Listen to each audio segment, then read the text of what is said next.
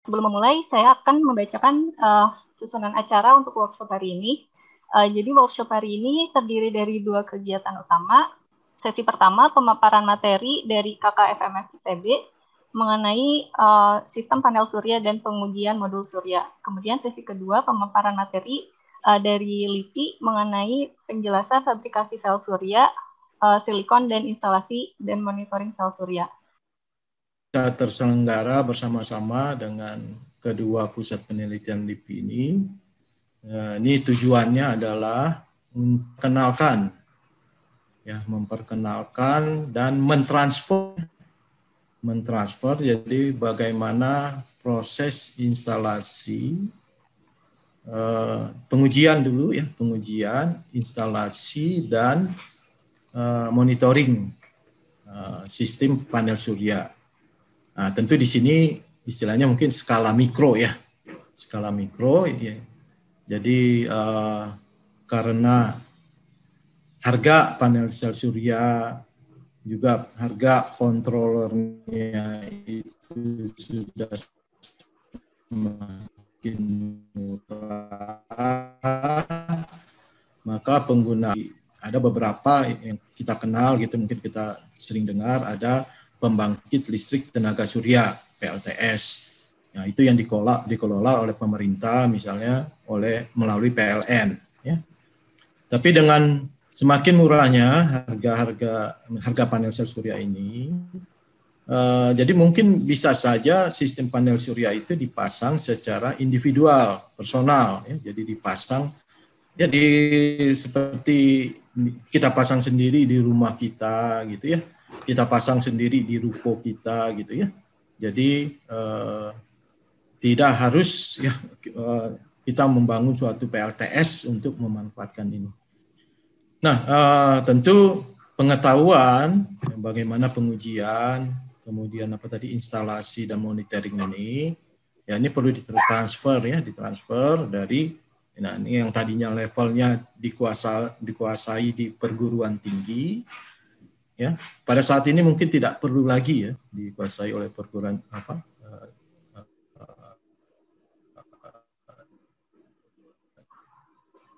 di level perguruan tinggi.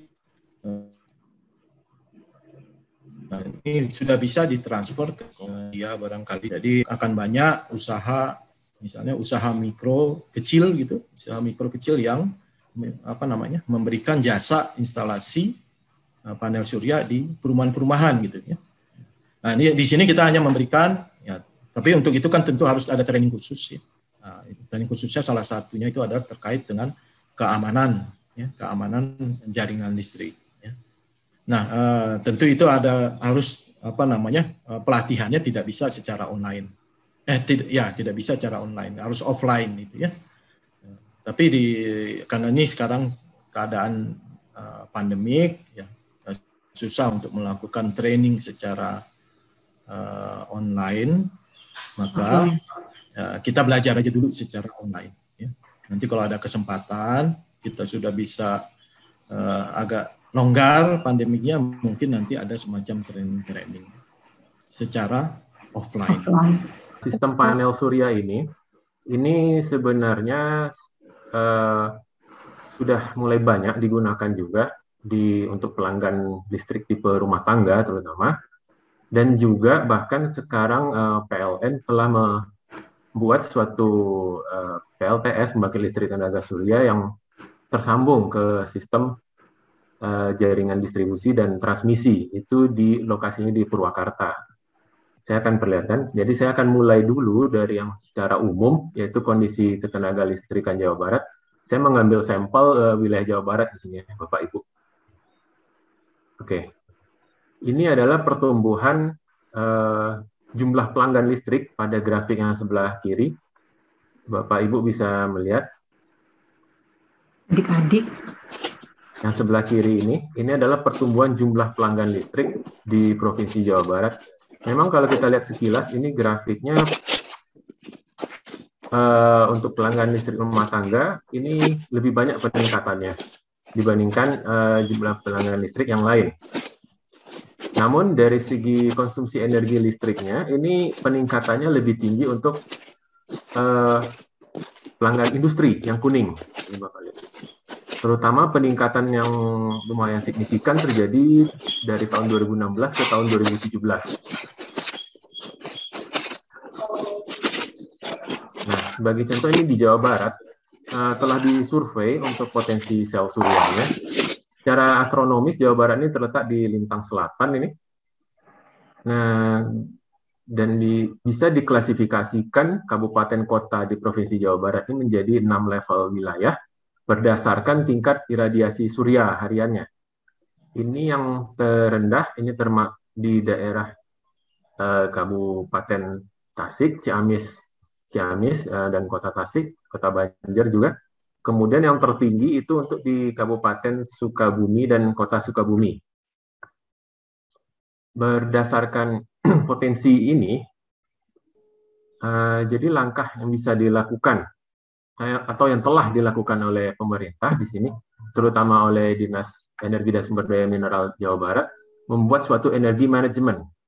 Saya beri contoh di sini untuk 2 wilayah, seperti dilihat di tabel ini.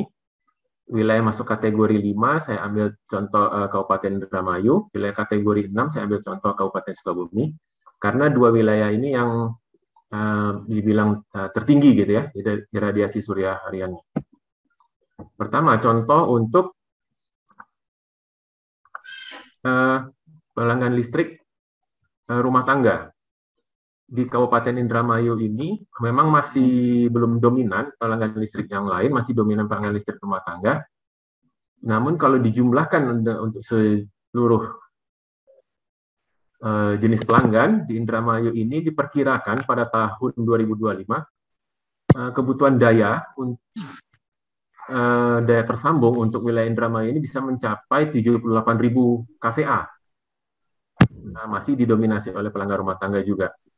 Kemudian kalau dilihat dari sektor lain selain ketenaga listrikan, ada sektor lain yang bisa mendukung. Sebagai contoh di sini adalah biogas. Biogas di sini telah mulai banyak juga penelitian yang mengkonversi energi biogas ini menjadi listrik, walaupun masih dalam skala kecil ya. Kemudian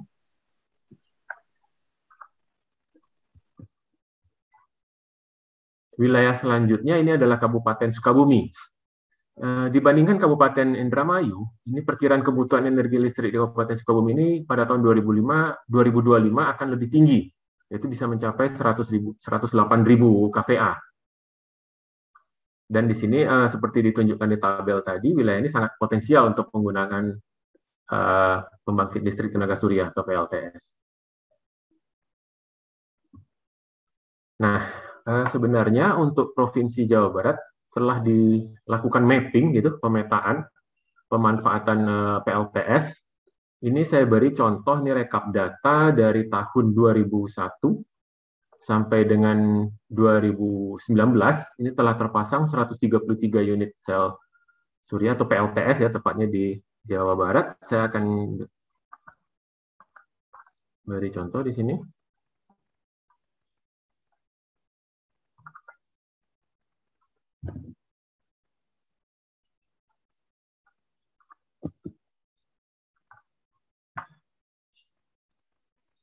Nah, ini hasil mapping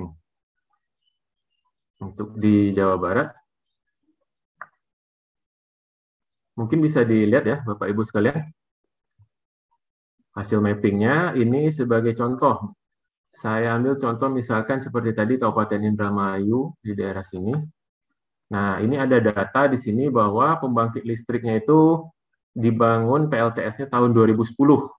Ini memang masih di daerah pantai, karena itu yang potensial.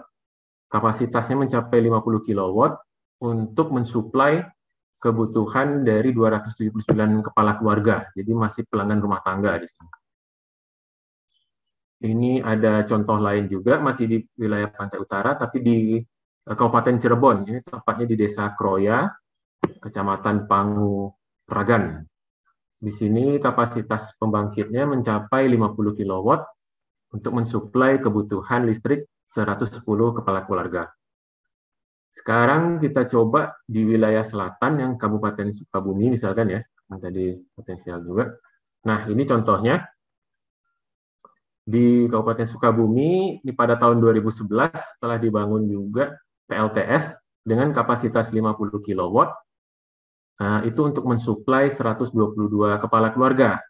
Ini lokasi tepatnya adalah di Kecamatan Cidadap, Kabupaten Sukabumi. Nah, ini adalah hasil mapping untuk di Jawa Barat.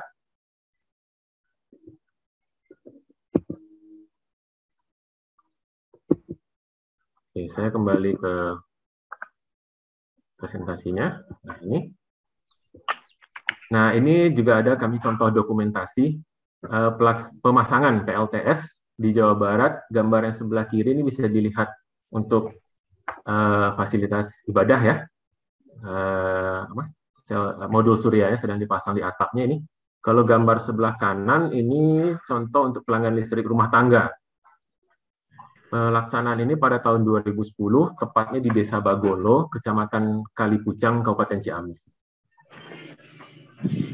Oke, selanjutnya saya akan masuk ke jenis-jenis sel surya. Ini saya secara garis besar, nanti secara teknis detailnya akan dijelaskan pada sesi selanjutnya. Jadi sel surya ini ada tipe isolated, ada tipe integrated, atau isolated ini sering dikenal dengan off-grid. Komponen-komponennya ini contohnya yang dipasang di rumah tangga ya. Itu dibutuhkan modul surya seperti dapat dilihat di gambar, ini di atapnya dipasang. Kemudian untuk menyimpan energi listrik yang telah terkonversi dari surya tadi bisa digunakan baterai atau akumulator atau aki.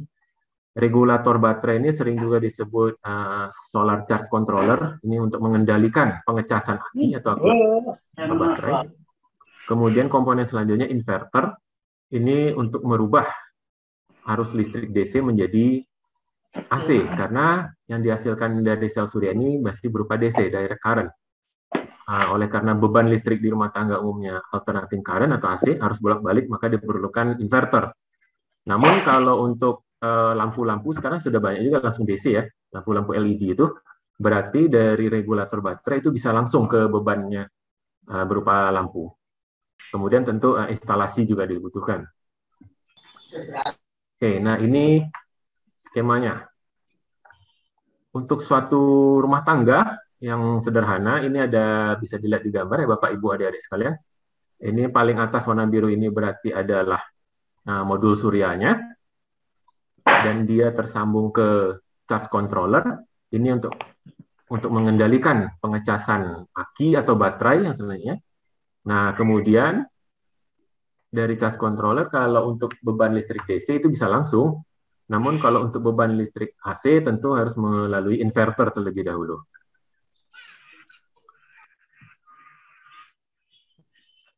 Nah, ini contoh modul suryanya dengan kapasitas 50 WP atau watt peak ya.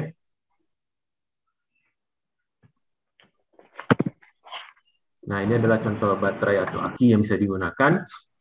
Contoh aki itu ada kapasitasnya 100 ampere hour dengan tegangan 12 volt.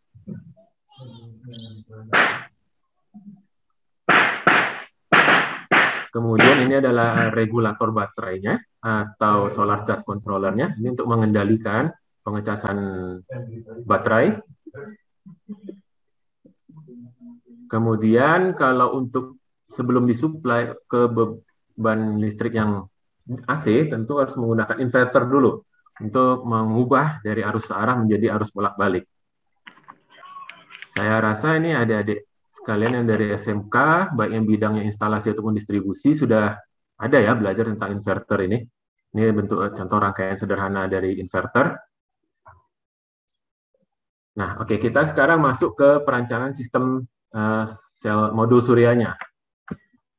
Langkah pertama yang perlu dilakukan adalah menghitung total beban hariannya. Berapa, contohnya ada lampu, ada berapa unit, kemudian alat elektronik seperti TV, radio, ada berapa unit. Kemudian langkah kedua adalah mengukur ketersediaan energi suryanya.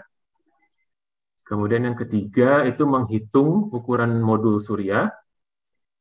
Kemudian langkah yang terakhir adalah menghitung ukuran baterai atau akumulator, lebih tepatnya kapasitasnya berarti ya. dalam satuan ampere hour tadi. Nah, ini sebagai contoh yang sederhana. Misalkan di suatu rumah itu ada lampu DC 3 unit dengan daya listriknya 10 watt. Pemakaian per hari diperkirakan adalah 12 jam. Tentu total pemakaian per harinya, total pemakaian energinya itu berarti 3 kali 10 kali 12 sehingga didapat 360 watt hour. Kemudian ada TV, misalkan itu jumlahnya 1 unit, perkiraan pemakaian daya listrik 50 watt, dan rata-rata pemakaian per hari 6 jam, berarti total pemakaian energi listrik untuk TV itu 1 kali 50 kali 6 didapat 300 watt hour. Kemudian beban listrik yang lain contohnya adalah radio misalnya. Ini dinyalakan dalam 3 jam 1 hari, itu daya listriknya adalah 30 watt, berarti jumlah unitnya 1 kali 30 kali 3 didapat 90. Sehingga kalau ditotalkan ini kebutuhan energi listriknya adalah 750 watt hour. Nah, langkah selanjutnya ini mengukur ketersediaan energi surya harian. Ini bisa disambungkan seperti tabel yang tadi ya, hasil survei di Jawa Barat tadi. Atau ini pengalaman juga pernah survei di daerah lain, bahkan ada yang bisa mencapai itu 4,8 kWh per meter persegi. Memang masih di bawah daerah seperti Sukabumi tadi ya. Tapi dulu pengalaman saya, ini sebenarnya ada yang lebih tinggi lagi ini di Indonesia, yaitu di wilayah NTT, Nusa Tenggara Timur. Itu durasi penyinaran jam suryanya itu bisa mencapai 5 jam di NTT itu. Ini saya kasih contoh di suatu wilayah yang penyinaran sinar matahari itu optimal selama 4 jam per hari.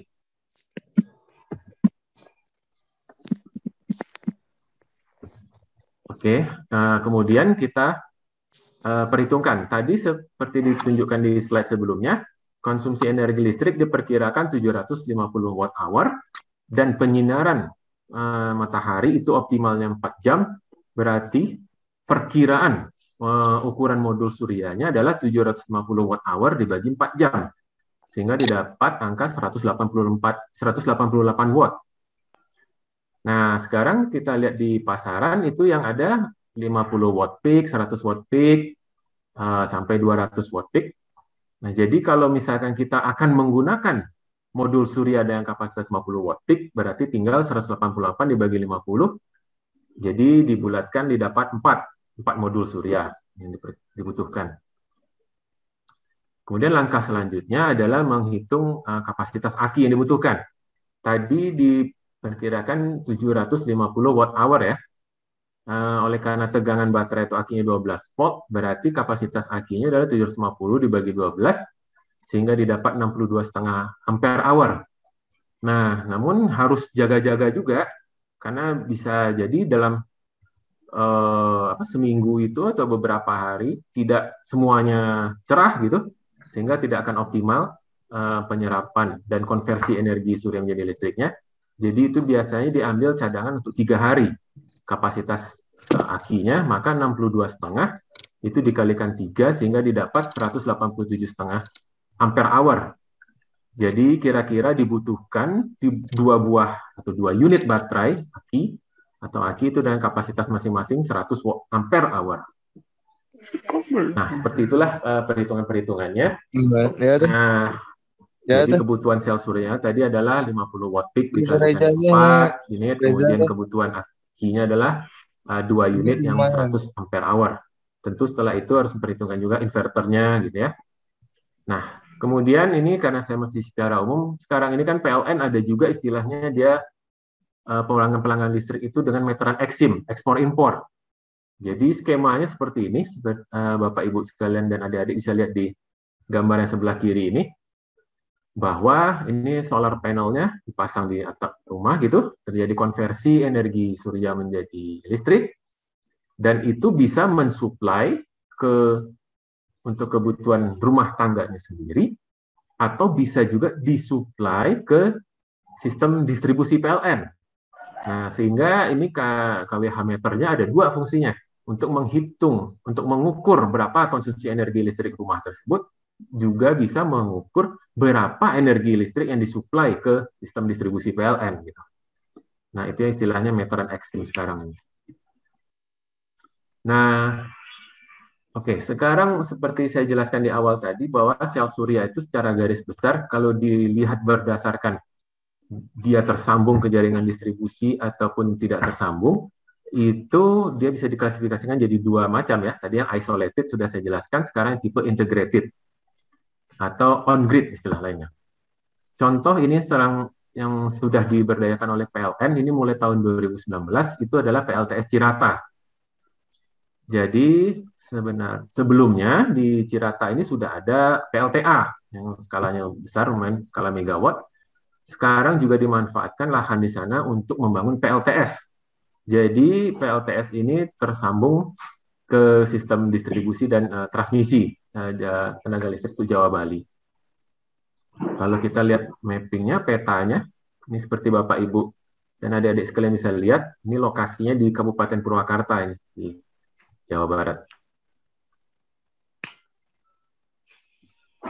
Nah, integrated tadi seperti yang di Exim tadi, bisa juga digambarkan seperti ini.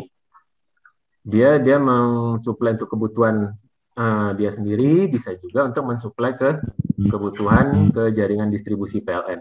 Skemanya seperti ini.